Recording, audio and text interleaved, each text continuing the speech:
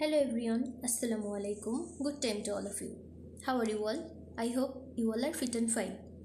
I am also fine by the grace of mighty Allah. So, welcome to my another video. Today I will make you learn how to give presentation about yourself. So, let's start.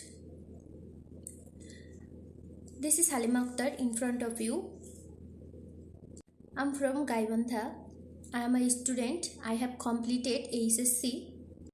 Now I am a student of English department.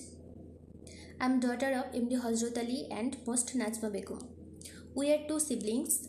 My brother name is Nahid Mia. My brother is a job holder. Also, my father is a businessman and my mother is a housewife. I am married. My husband is a civil engineer. I want to be good freelancer. That's why now I am doing some course.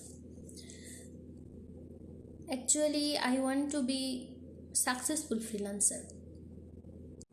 Thank you very much for listening my presentation. Assalamu alaikum.